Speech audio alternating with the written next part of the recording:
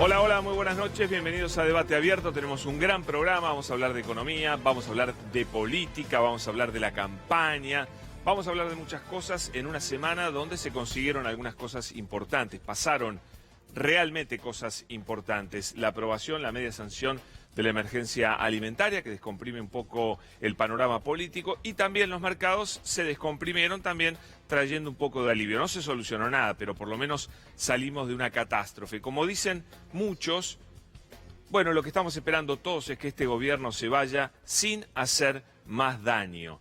Y donde hizo este gobierno un enorme daño, más allá de la economía, quiero tomarme un ratito para hablar de otro sector en donde realmente el daño fue inconmensurable, que es en el sector de la justicia. Porque esta tarde se conoció una información que quiero invitar a verlos. Mucha gente la comentó, me llamaron, me preguntaron. Bueno, ¿de qué se trataba esto? La noticia es esta. Sobreseyeron a los empresarios Cristóbal López y Fabián de Sousa por la supuesta venta del grupo Indalo. Fue una decisión de la doctora María Eugenia Capuchetti. Lo voy a explicar rápidamente porque es un tema complejo, pero es bastante fácil de entender en el fondo. En el año 2017, el grupo Indalo estaba asediado por el gobierno. Todas las instancias administrativas complicaban todos los negocios de este grupo empresario al cual este canal también pertenece. El hostigamiento era brutal por parte del Poder Ejecutivo y también por parte de la justicia. Era imposible trabajar intervenciones, quita de concesiones, bueno, un acoso y un hostigamiento que nunca se ha visto desde la vuelta de la democracia, solo comparable a lo que hizo la dictadura con algún otro grupo económico. Frente a esta situación, Cristóbal López y Fabián de Sousa, que recibían mensajes de que tenían que vender los medios, de que tenían que desprenderse del grupo empresario, bueno, se sientan a charlar con alguien que parecía tener bastante relación con el gobierno, Ignacio Rosner y el abogado Santiago de la Torre, y empiezan a negociar desprenderse del grupo para terminar con los problemas y para salvar las fuentes de trabajo de 4.000 personas, 10.000 familias vivían o viven hoy del grupo Indalo. Se sientan para vender todo el grupo Indalo. Parecía que eso era lo que quería el gobierno. Se sientan y se ponen de acuerdo. Se firma un contrato. En ese contrato venden el grupo Indalo, pero con una cláusula muy importante que está en el contrato. Yo conozco bien la causa judicial, he visto los papeles, he visto los contratos. El contrato decía, este contrato está sujeto a la aprobación del doctor Julián Ercolini, el juez federal. ¿Por qué? Porque Ercolini había inhibido, tenían una inhibición general de bienes, tanto Fabián de Sousa como Cristóbal López, no podían vender. Por eso, este contrato decía, está sujeto, está supeditado a la aprobación judicial. Firman ese acuerdo, un acuerdo bastante simple, bueno, algunas cláusulas, ¿y qué hacen? Se lo presentan al juez y le dicen, señor juez, mire, hemos hecho esto, queremos la aprobación de esto. ¿Por qué? Porque Ignacio Rosner supuestamente llegaba también con fondos comunes de inversión, que iban a hacer una fuerte inversión, iban a recuperar el mal momento del grupo, se iba a poder pagar la deuda con la AFIP, que era una deuda importante, no 8.000 millones como se dijo falsamente, pero había una deuda que además la AFIP no había querido cobrar cuando Cristóbal López y Fabián de Sousa quisieron pagar. Insólitamente, frente a la presentación de ese contrato supeditado a la aprobación del juez Ercolini, Ercolini lo que hace es procesar a Cristóbal López y Fabián de Sousa y dictarles la prisión preventiva. Una medida insólita, absurda e injusta. Inmediatamente manda a investigar si en esa venta había existido un delito. Mientras tanto, los metió presos y hace más de 1 año y medio que están detenidos en la cárcel de Ezeiza. Bueno, la doctora Capuchetti con el fiscal González empezaron a investigar, intervino en una pericia muy compleja, la Dajudeco, que depende de la Corte Suprema, que es la Dirección de Asuntos Complejos, de Crimen Organizado, bla, bla, bla, que investigó largo tiempo a ver si se habían vendido unas empresas. Les digo, nada más simple que saber si una empresa se vendió, porque las empresas tienen acciones que se registran, hay un registro público de comercio, es decir, es imposible vender una empresa engañando a nadie. Y además le habían pedido permiso a Ercolini, no se había hecho nada, después de mucho tiempo que dijo la Da Judecu. Acá nadie vendió nada. Nadie vendió nada. Cristóbal López no vendió nada. Fabián de Sousa no vendió nada. No hubo ningún perjuicio, no hubo ningún engaño a la justicia, no hubo nada. Finalmente la justicia hoy recoge esa opinión de los expertos y la doctora Capuchetti dice, están sobreseídos. Nunca vendieron absolutamente nada. Ahora yo me pregunto, si nunca vendieron nada, ¿por qué el doctor Ercolini hace más de 1 año y medio que los tiene detenidos?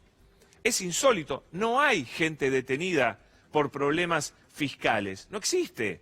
Solo en el caso de Cristóbal López y Fabián de Sousa. Lo cual me lleva, para que usted entienda esto, a la declaración, porque se está sustanciando el juicio oral y público por las deudas fiscales, por la supuesta defraudación al Estado que habrían hecho ellos junto a Ricardo Echegaray. El juicio oral está en pleno. Y ayer empezó a hablar Fabián de Sousa. Y empezó a decir un poquito. Le digo, la semana que viene, el jueves, va a ser para alquilar balcones, las cosas que va a contar Fabián de Sousa. Pero tenemos algo de lo que dijo ayer en la audiencia del juicio. Y van a ver. A ver. ¿Alguna otra antecedente penal o algo que nos tenga que mencionar? Previo al 10 de diciembre de 2015, ninguno.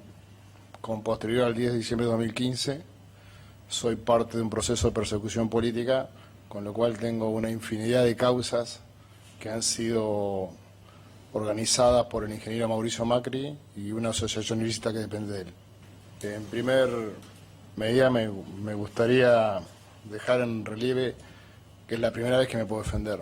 Dieron como delitos efectivos un sinfín de mentiras que fueron construidas y creadas con la finalidad de callarme, con la finalidad de robarme mis empresas, que fueron legalmente constituidas, legalmente adquiridas, legalmente administradas, sujeto a ley. Pero fundamentalmente, más que callarme a mí, lo que querían era callar a una parte de mi organización económica. Bueno, van a escuchar mucho más. Básicamente lo que él cuenta, lo que él contó, es cuando el doctor Pepín Rodríguez Simón, asesor importantísimo de Mauricio Macri, le comunica a un abogado. Les cuento que yo hablé con ese abogado y, a ver, vamos a leerlo porque, miren, esto está muy claro. El 9 de marzo de 2016, apenas asumido Mauricio Macri, Fabián Pepín Rodríguez Simón nos avisó que empezaba la guerra y que cada uno se salve como pueda. ¿Cómo fue esto? Se estaba negociando el pago de ingresos brutos con un grupo de empresarios del juego, donde estaba Cristóbal López, donde había otros empresarios. A un abogado de ese empresario, como no se pusieron de acuerdo, Pepín Rodríguez Simón le dijo, empieza la guerra. Esto me lo contó el mismo abogado que recibe ese mensaje. Empieza la guerra. 4 días después, empezó la guerra. A través del diario La Nación, de un artículo de Hugo Alconada Mon, que es un artículo lleno de mentiras, donde se decía que el grupo, que Hoy Combustibles debía 8.000 millones y que eso era evasión fiscal, un disparate total. Ahí empezó la guerra, que terminó mucho tiempo después. Y me olvidé decir algo, ¿saben cuándo los detuvieron a Cristóbal López y a Fabián de Sousa? Justo el día después de la aprobación escandalosa en el Parlamento del cambio de sistema jubilatorio. ¿Se acuerdan? La lluvia de piedras sobre la policía, la Plaza de los Dos Congresos prendida a fuego. Bueno, para distraer, para cambiar de tema, ese día fue el día en el cual el juez Ercolini los metió presos. ¿Qué influencia tuvo Mauricio Macri y el doctor Germán Garabano en esta detención? Ya se van a enterar, no me quiero adelantar, no quiero ir demasiado lejos todavía, pero ya van a ver que hay muchísimo para contar de esta historia aberrante de 2 personas que no cometieron ningún delito, están presas hace más de 1 año y medio. Me voy ahora con lo que preocupa del otro lado a Mauricio Macri. Las causas, las recorremos rápido, porque muchas han tenido novedades esta semana. La causa del correo, se ha nombrado un coadministrador porque están vaciando lo poco que queda de esa empresa, que lo único que tiene es deudas, ¿no es cierto? La empresa del Correo Argentino, que debe todavía casi 70 millones de dólares, que nunca pagó, y que este gobierno quiso hacer un arreglo espurio, al principio apenas asumido, que lo llevó adelante Oscar Aguad, que le costó el puesto al procurador Balbín, que fue echado por no querer avalar esta barbaridad. Ahí hay una fiscal, Gabriela Boquín, que ha trabajado incansablemente para que de una vez por todas la empresa de la familia Macri pague sus deudas. No se le pide más.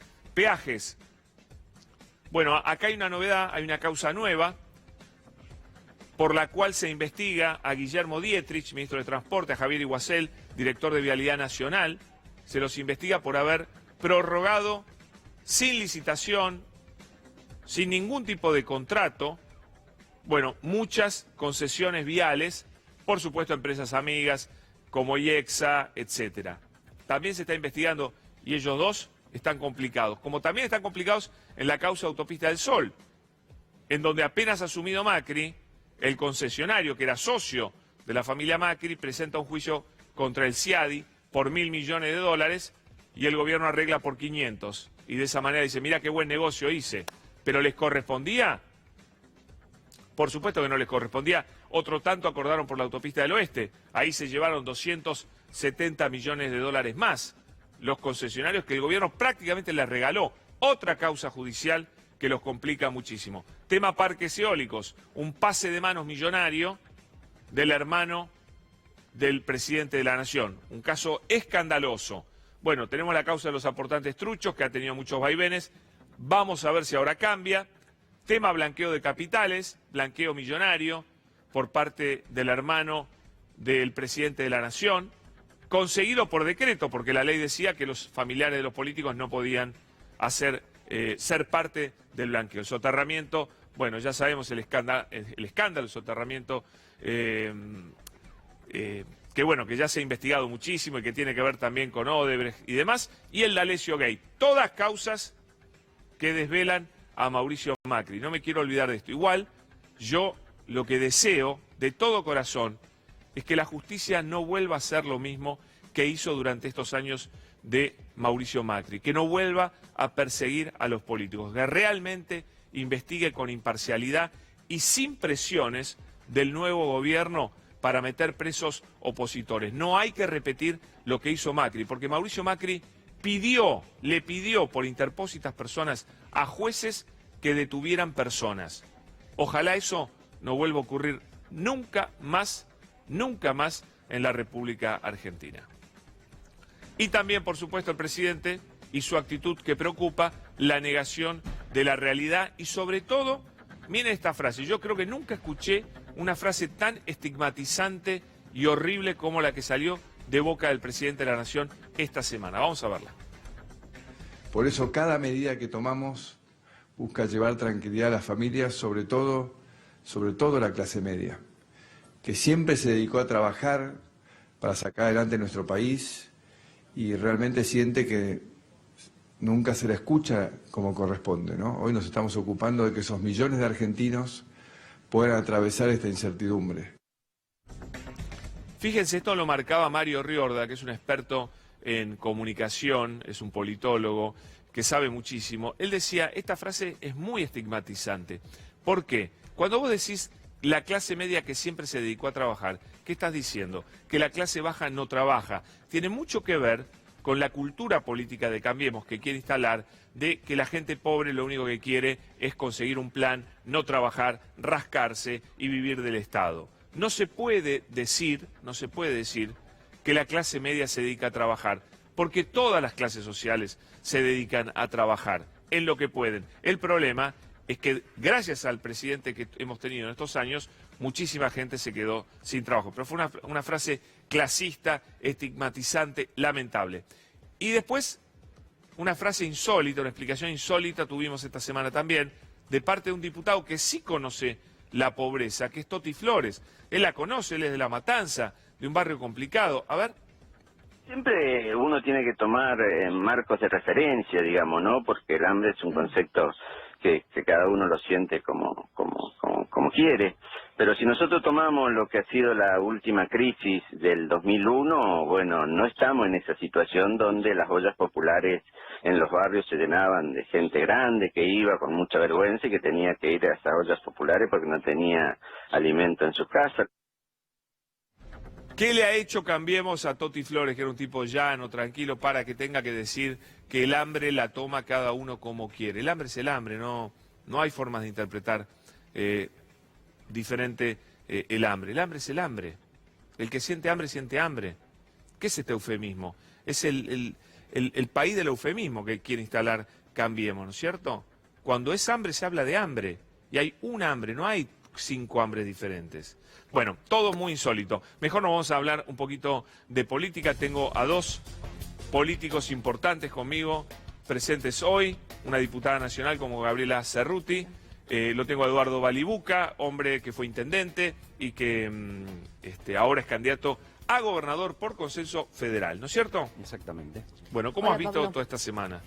Una semana compleja, ¿no? Seguimos transitando el tiempo hacia el 27 de octubre, tratando de que, yo creo que estamos todos tratando de llevar con cierta responsabilidad lo que se viene, y de repente le escuchás a Carrió, yo la escuchaba hoy diciendo, ¿no? Que quieren poner muertos. Que quieren poner muertos, diciendo cosas, o el presidente que dice estas cosas que son francamente irritantes. Hoy hubo otra después de esta que dijo que la gente no llega a fin de mes culpa de la incertidumbre política, ¿no? Digamos, la gente no llega a fin de mes, lo sabemos todos, hace años que venimos diciendo, la gente no llega a fin de mes. En la ciudad de Buenos Aires, donde dice el presidente bien, vive una cantidad de gente de clase media, la gente no llega a mitad de mes, no es que no llega a fin de mes. Vos pensás que en la ciudad de Buenos Aires la canasta básica es de 31.000 pesos, la canasta de pobreza.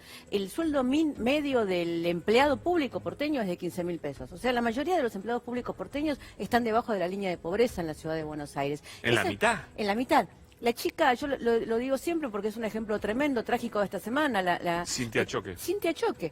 Cobraba 22.000 pesos por trabajar toda la noche, muere durante su trabajo, la matan durante su trabajo, tiene 2 hijos, con lo cual es la familia tipo, digamos. 22.000 pesos, era pobre, ¿entendés? Haciendo un trabajo fundamental para la sociedad como es el trabajo de los agentes de tránsito. Entonces, Con una forma de trabajo precarizada. y con una forma de trabajo precarizada, que es la otra cosa que estamos viendo tremendamente. Y la verdad es que, bueno, logramos hacer algunas cosas, como fue la sanción ayer, estuvimos juntos en la Cámara de la ley de emergencia, que la tuvimos que sancionar en la Cámara porque el gobierno tiene un nivel de insensibilidad que no quiso hacerlo como podría haberlo hecho tranquilamente por decreto. Recién ahora están empezando, yo creo que lo que le pasa a Toti Flores, te digo la verdad, es que dejó de ir a las ollas populares desde que es diputado, porque la verdad es que lo que nosotros vemos en todos lados, en la ciudad de Buenos Aires también, es que uno de los grandes dramas que estamos teniendo en este momento, además del tema de los niños, es el tema de los viejos, de los adultos mayores. Los jubilados no llegan con su jubilación a poder comer en su casa y entonces se están yendo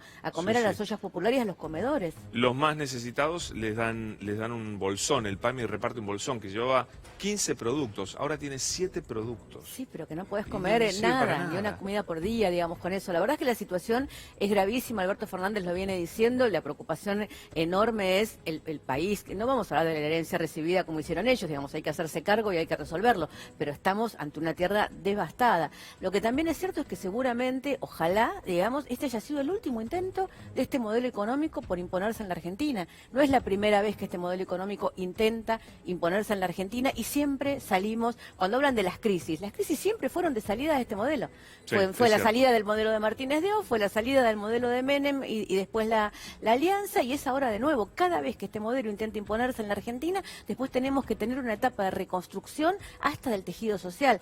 Yo lo que creo es que en este momento la gran contención la están haciendo las organizaciones sociales que crecieron desde el 2001 en adelante, y que realmente, si hoy no tenemos un estallido social en la Argentina, es por la enorme cantidad de organizaciones sociales que todos los días trabajan en los barrios. Que están haciendo el trabajo que, por supuesto, el Estado ha Debería abandonado todo este tiempo.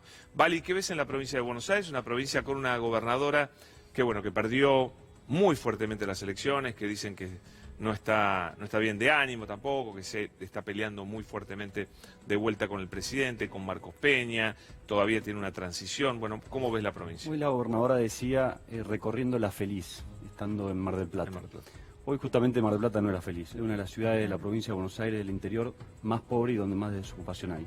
La semana pasada a las 9 de la mañana en un comedor ese día había ido a la Escuela Nacional de Medicina a presentar un programa que hemos presentado para cuidar los primeros 1000 días de los niños de la provincia de Buenos Aires, y estuvimos en un comedor. Y llegaban 3 hermanitos, 2, 4 y 6 años, de la mano, con zapatillas de lona, sin media, con mucho frío, muy pequeños, 2 con un eczema facial, y eso que pica mucho, duele mucho. Hablando con las chicas del comedor me decían, el más grande salió ayer, estuvo internado 6 días en el hospital. Indagando aún más, me decían que tenían una casa con pisos de tierra y que vivían en la extrema pobreza. Eso que está pasando en la provincia de Buenos Aires, el 63% de los niños son pobres, 63%. Y no me voy a cansar de repetir este número, porque atrás de ese número están los niños, tienen rostro humano. Si nosotros estamos condenando de esta manera el presente, de ninguna manera podemos debatir las distintas fuerzas políticas, con las organizaciones sociales, con las instituciones, con la sociedad civil, el futuro de la provincia y del país.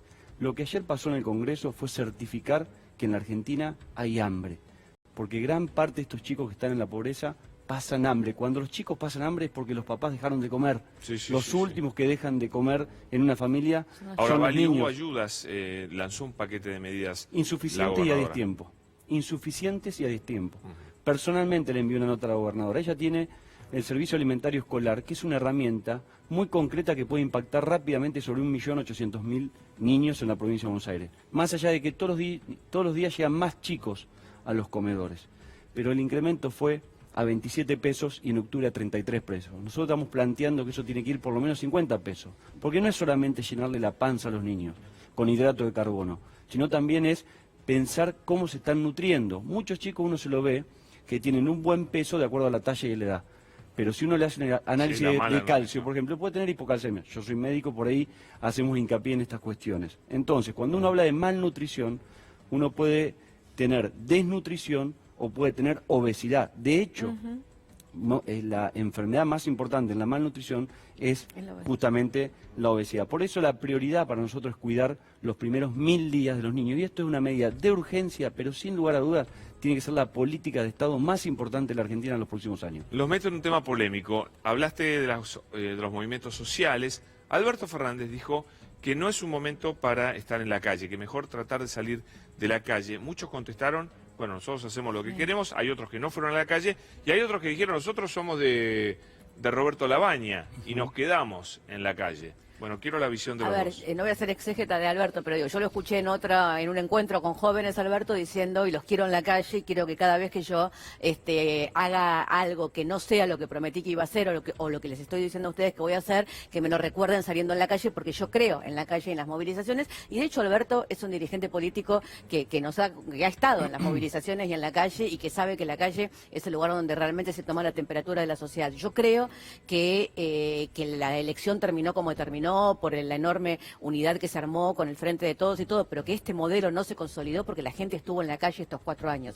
Desde diciembre del 2015 hasta ahora la gente nunca salió de la calle, y eso fue importantísimo para que este modelo no se consolide. Lo que también creo, y creo que es lo mismo que cree Alberto Fernández en ese sentido, es que no hay que prestarse a ningún tipo de provocación, y que ese es el problema y ese es el miedo, que estando en la calle en este momento donde la situación social es tan conflictiva, donde este gobierno es capaz de cualquier cosa, con tal de irse del poder de la peor manera posible, porque yo creo que Macri tiene un problema con eso, que es que todavía no le tenés mucha confianza a Patricia Bullrich, me ninguna. parece. Yo no le tengo ninguna confianza a Patricia Bullrich, ninguno le tiene ninguna confianza a Patricia Bullrich. Entonces lo que hay que tener mucho cuidado es que si no hay un estallido social es porque hay una elección el 27 de octubre y un nuevo gobierno con una esperanza el 10 de diciembre. Entonces de alguna manera lo que estamos diciendo es esperemos, seamos prudentes, reclamemos lo que hay que reclamar, las soluciones de verdad van a llegar a partir del 10 de diciembre. Este gobierno tiene que irse. Básicamente, ¿sabes qué? Yo lo que digo? No hagan más daño. Lo único que les pedimos es no hagan más daño, no hagan más daño. Ya está, se van, no hagan más daño. Bueno, pero no es fácil. Te paso la pelota a vos porque la gente de Barrio de Pie dijo, nosotros vamos a votar a Roberto Labaña. No nos pidió que nos vayamos de la calle. Roberto Labaña, ni bien pasaron las pasos, pidió por un lado que se dejen de lado la campaña y que fundamentalmente el presidente y la gobernadora se pongan a gobernar porque la situación iba a ser muy compleja. También le dijo al presidente, tenga cuidado, presidente, porque hoy va a tener una corrida. El lunes mismo a la mañana, cuando el presidente Macri lo llamó a Labaña. Y luego, ¿Sí? Roberto Labaña hizo una presentación pública solicitándole al presidente, y también fue enviado de manera escrita, sí, fue el primero, la solicitud de que se declare la emergencia alimentaria en la Argentina. No solamente previendo lo que está sucediendo en el presente, sino que en los próximos meses la recesión económica va a continuar y vamos a seguir teniendo un incremento de los precios al alimento. Y a partir del relevamiento que hemos hecho en distintos comedores en la Argentina, se ha incrementado mucho la afluencia de niños y también de jóvenes y de adolescentes que no están comiendo. Por eso Roberto Lavagna también plantea llevar la asistencia alimentaria a las escuelas secundarias y también extender sábados y domingos, porque los sábados y domingos también los niños tienen que comer. Esto no sucedió, nosotros hubiéramos todos aspirado que no tendría que haber llegado al Congreso de la Nación. Ahora también hay que ponerse en la piel de aquellas familias que están pasando hambre. Sí, el nivel de frustración que tiene un padre y una madre que no puede darle un plato de comida a sus hijos es realmente enorme. Les y pregunto eso, a los dos por la transición después del 27 de octubre. Si se repite el número, de hecho, los dos van a crecer. Alberto Fernández va a crecer en número, Roberto Lavagna va a crecer en número también, probablemente gane Alberto Fernández. ¿Qué esperan para esa transición? Hasta el Fondo Monetario dice, yo la plata la mando después de que haya un nuevo presidente, aunque sea electo. ¿Cómo ves esa transición que va a ser difícil? Sí, yo espero además que no solo gane Alberto Fernández, sino que también gane Matías Lamens en la ciudad de Buenos Aires, déjame decirlo porque tengo mi corazoncito porteño. ¿Vos sos de la ciudad? Yo soy de la ciudad y me parece que es muy importante que los porteños y las porteñas entiendan que lo que está sucediendo en la ciudad de Buenos Aires es porque Rodríguez Larreta y Mauricio Macri son exactamente lo mismo y que Horacio Rodríguez Larreta trabaja de intendente y nos habla de veredas y de canteros cuando en realidad está implosionada la situación social en la ciudad de Buenos Aires, hay hambre, yo siempre digo la línea Rivadavia de la ciudad de Buenos Aires, la gente está encerrada en su casa porque no tiene para la SUBE, porque no tiene para salir a comer afuera, porque no tiene para ir al teatro, ¿no? Entonces me parece que realmente lo que está pasando en la ciudad es gravísimo. Yo aspiro a que haya estoy convencida que la transición va a ser con una enorme responsabilidad. Lo que pasa es que lo que vos mencionabas antes también tenemos que ver de qué manera se va a manejar eso, porque durante estos 4 años hubo un silencio sobre las enormes causas de corrupción que involucran al gobierno de Mauricio Macri. Mauricio Macri hizo lo que hizo, implantó el modelo neoliberal en la Argentina, llevó a los niños al 50% de la pobreza y en el medio, él y su familia se llevaron toda la plata y se llevaron todos los negocios, porque la particularidad del macrismo en la Argentina es que además del modelo mundial del neoliberalismo, lo hacen llevándose la plata para sus negocios y para sus amigos. Digo, el caso del correo, el caso del soterramiento del Sarmiento, el caso del peaje. Son muchos casos. Son muchos, y yo te voy a agregar uno ahora, porque no paran de hacer negocios hasta irse, que es que esto que firmaron en lo de los residuos. Macri permite, a partir de un decreto... Sí, se flexibiliza el ingreso de residuos. Vos conoces a la familia Macri tanto como la conozco yo y todos los periodistas. ¿Cuál es el primer gran negocio de la familia Macri? Sí, las empresas de basura y Manliva. La principal exportadora de basura de los Estados Unidos es Waste Management. Es una empresa que en la Argentina es de los Macri y en Brasil es de los Macri. Entonces, están haciendo negocios hasta el día antes de irse. Sin duda. Y me parece que eso es gravísimo. Pablo, una cosa. Yo primero... Vidal es Macri. Lo que pretendo primero... Sí. Vidal es cómplice de Macri. Pero yo digo a tu pregunta, primero lo que pretendo es una profunda autocrítica de toda la dirigencia política. Ayer el primer artículo fue la prórroga de la emergencia alimentaria que fue dictada en el año 2002. La provincia de Buenos Aires tiene 1.600 barrios populares que son villas donde la gente vive realmente muy mal y eso necesita de una profunda transformación. Sí. Y ante todo lo que quiero que por primera vez ganen los argentinos y que ganen los bonaerenses, más allá de qué dirigente político va a ganar. Que de una vez por todas podemos ir hacia un país serio, con políticas de Estado reales. Yo tengo 40 años, desde que soy así, vengo escuchando de políticas de Estado. Necesitamos un sistema educativo que sea accesible, que sea universal y que sea de calidad y que se ayorne a los tiempos que vivimos para que los jóvenes tengan verdaderas oportunidades de trabajo y de empleo. Para que los jóvenes que hoy se vos han recibido no estén pensando en irse al exterior, como hoy 1 cada 2 jóvenes se están yendo al exterior. Y realmente estamos perdiendo un talento impresionante. A los dos, muchísimas gracias. Un placer Manuel. conocerte personalmente, Gracias. que no te conocía. A Gabriela, bueno, siempre es un gusto, la conozco hace mucho tiempo. Muchísimas gracias. Gracias a vos por la invitación. Gracias. Muchas gracias. Señores, los liberales y Macri, ya pelea total.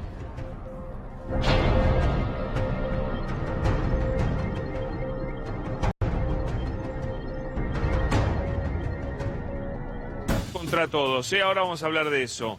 Mientras tanto, la brecha del dólar, 58,41 abrió el oficial. Con las nuevas medidas se terminó el rulo y se fue para arriba el contado con liqui. Y el blue, bueno, por ahí, 61,50. Vamos a escuchar un poquito a Carlos Melconian, a ver qué decía. Entonces el éxito de la transición es, che, la suma de la leche de los 3 terneros, ¿alcanza la teta? Con el candidato probable ganador que dice, no me toqué la leche de la teta, la reserva. Entonces al candidato ganador hay que decirle, como a todos los candidatos ganadores, este es un país que si querés una transición ordenada, la teta llega sin leche. Y también duro en un paper, Federico Sturzenegger contra el gobierno.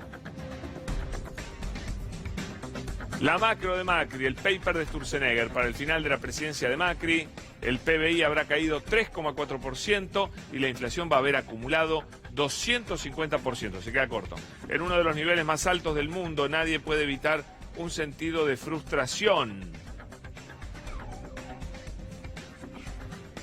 Y a ver qué más dijo. Aunque la herencia no fue la ideal, no se le puede echar la culpa de los resultados. Al final, la culpa reside en las políticas que fueron decididas. Ahí habla de que la herencia, por supuesto, no es la culpa o no es la culpable de todo. Dicen que también está saliendo un libro de Carlos Melconian, donde, bueno, no lo trata muy bien a Federico Sturzenegger, a Eduardo Levi Yeyati, bueno, gente que estuvo trabajando en el gobierno.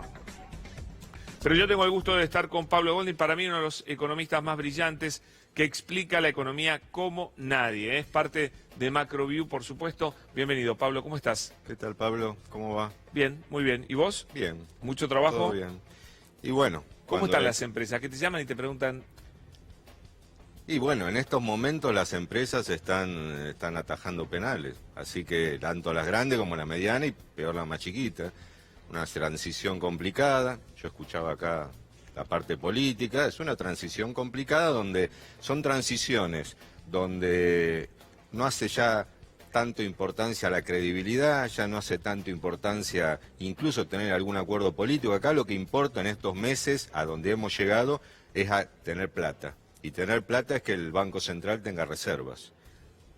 Eso es lo único importante hoy. En estos meses, para evitar males peores, lo único que es importante desde el punto de vista económico y de la gente, porque en el fondo lo mismo, es que el Banco Central pueda administrar lo mejor posible las reservas que le quedan para 3 cosas.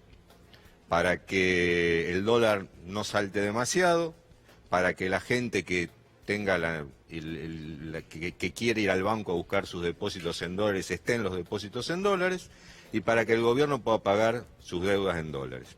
Como para que las 3 cosas simultáneamente no alcanzan y alcanzaba, entonces, bueno, de la mano de eso empezaron... La deuda se patea. Se patea deuda, se pone el control de cambios y queda la posibilidad de que los depositantes, cuando quieran, vayan a buscar sus depósitos, porque los depósitos están y la gente ha ido a buscar sus depósitos, los que quisieron y fueron. Mientras tanto... Eso paró.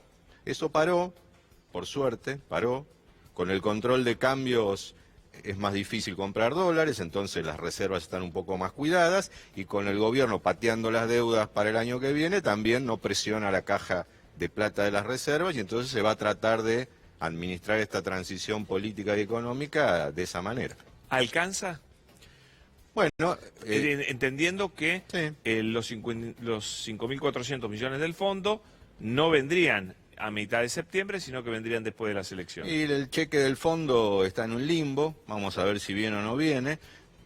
Ponele que no viene. Y bueno, ¿alcanza? Y si no viene, lo que va a suceder, como sucede en este tipo de transiciones donde hay que cuidar la plata y amarrocar, es que seguramente el control de cambio se hará más profundo, seguramente la postergación de pagos de deuda del gobierno, a lo mejor hay que postergar más pagos, o sea, se va a tratar de ir conteniendo la cosa. Si no alcanza, la van a hacer alcanzar, y para hacer alcanzar hay que hacer que la gente compre menos dólares y que el gobierno pague menos deuda en dólares. Es la manera de que en esta transición la plata alcance. Como economista, ¿qué le pedirías a los 2 presidentes que vamos a tener a partir del 27 de octubre? Uno en ejercicio, otro en electo.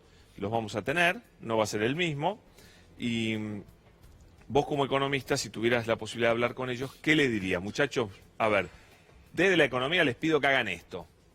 No, mira, acá lo único que me parece muy importante para el presidente electo, más que por el presidente que se está por ir, porque el presidente que se esté por ir o por el presidente que no esté asumido va a ser menos relevante, es que el presidente electo no le pase como a la mayoría de todos los presidentes de Argentina, que el primer año de su gobierno o el primer año y pico de ese gobierno paga derecho de piso y no termina de embocarle No da el pie rumbo con que bola. tiene que embocar. Le pasó a todos, o a casi todos. Le pasó a Alfonsín, le pasó a Menem. Después tuvieron una época buena, una época de auge, pero el primer año, año y pico, si vos te ¿Pero por acordás... qué? ¿Cómo se evita eso? Y bueno, no es tan fácil porque generalmente las herencias son complicadas. Yo creo que se evita preparándose a tiempo, ya tendría que estar preparándose a tiempo, rodeándose de gente adecuada. Hablando de prepararse a tiempo, ¿es cierto que tu socio Carlos Melconian le está preparando algo al candidato Alberto Fernández? Bueno, Carlos Melconian ha sido en los últimos años una persona al que le han consultado habitualmente, todos, de todos los lados.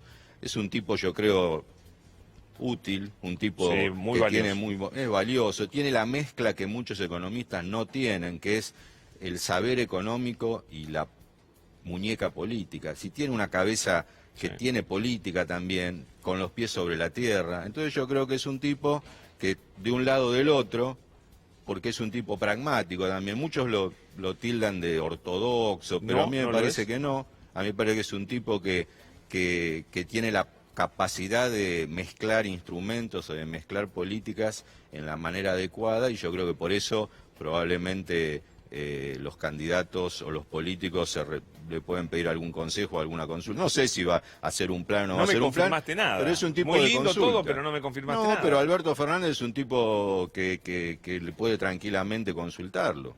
No necesariamente... Tienen relación ya. Sí, han tenido Lo una han relación dicho. de antes. Es que Melconian es un tipo que tiene un buen relación y buen trato con todo el mundo, especialmente en todo el marco político, y yo creo que si yo fuese candidato a presidente, tranquilamente entre las varias personas que me rodearía o le pediría un consejo, se lo pediría a él. Es verdad que lo cuenta Melconian en su libro, que Macri pidió 3 planes económicos, ¿no es cierto? Uno a él, otro a Sturzenegger y otro a Eduardo Levi Yeyati, ¿no es cierto? Esas cosas, esto tendría que estar haciendo Alberto también, pedir 2 o 3 planes económicos Sí, para elegir. por supuesto que sí, con la claridad de que él, cuando tenga que decidir, sepa muy bien a dónde apuntar, porque un presidente no tiene la obligación de saber de economía, por supuesto, pero tiene que tener la intuición y el oficio como para darse cuenta de que no tienen que venderle figuritas de colores. Esa es la realidad. Que, bueno, según Carlos, eso es lo que le pasó a Macri. Bueno, lo que pasa es que cuando vos sos presidente y vienen 2 personas y te dicen, mira, vamos a salir fácil, esto, vení, mira, yo te digo esto, vas a ver que en 6 meses salimos, lo único que hay que hacer es esto, esto y esto, y viene otro y te dice, mira, con los pies sobre la tierra, yo te digo que va a ser más complicado, va a haber que remarla, vamos a estar a lo mejor buena parte de tu mandato corrigiendo las cosas que no están bien hechas. La gente te va a insultar, se va a enojar. Entonces el político, yo creo que yo me meto en el cuerpo del político y digo, bueno, este tipo que no es un improvisado, el tipo que me dice que en 6 meses salimos, porque no es un verdulero Sí, de no acá, era un tipo que sabe, que tiene buen, le digo, bueno, ¿por qué no pruebo con este? Y el otro que me está prometiendo el purgatorio, digo, bueno, vamos a ver, lo dejo en un segundo plano. El tema es que se ensartó una, se ensartó 2 y se ensartó 3 Y bueno, veces. después es difícil salir de... Cuando arrancás mal es como en la vida, cuando vos arrancás mal en un laburo o arrancás mal con un novio, una novia, qué sé yo, después de dar la vuelta es más difícil. Es muy difícil. Es más difícil. Es muy difícil. A ver, Macri va a dejar esto, ¿no? Pablo, a ver si coincidís. Pobreza 35 de piso, más cerca de los 40 puede ser, probablemente. Y puede ser, sí, no sé. 4,5 millones de nuevos pobres que hay que atender. Eso es costo fiscal fuerte, ¿no es cierto? Para seguir ayudándolos. ¿Qué más? Vamos rapidito y después me das tu diagnóstico. Agosto 4%, acumulada 30%, 54,5% la inflación. Total 235, algunos dicen más, de inflación deja toda la gestión de Macri. Deuda externa 275.000 millones. Y el préstamo del Fondo Monetario, bueno, 44.800. ¿Qué más? Dólar a 58, vamos a ver si entrega 58. Subió 498%. Bueno, lo que ya sabés. ¿Qué es esto? ¿Una catástrofe? ¿Un horror? No, bueno, si vos mirás la historia de los presidentes que asumen desde Alfonsín para acá, son muy pocos los que han recibido una economía derechita. En general han tenido que laburar un montón para reacomodarla y algunos ni siquiera lo han podido reacomodar. Yo creo que hay dos cosas que hay que tener muy en cuenta y que el próximo presidente lo va a tener que tener en cuenta. Una, más allá de lo que quede o lo que no quede en números, la economía tiene una caja de herramientas que está dividida en dos. La mitad de la caja hay controles, regulaciones, y la otra mitad hay libertades, mercados. La Argentina se ha bandeado de un lado al otro, de cepos a libertades, de libertades a cepos. Yo creo que el próximo se exageró con esta caja y después exageró con esta otra. Yo creo que la Argentina, como es un país muy inmaduro, como es un país donde la libertad económica es muy difícil de concretar, porque es un país, especialmente, fíjate en el mercado cambiario, si dejás que la gente compre y venda, después siempre pasa algo que no termina bien.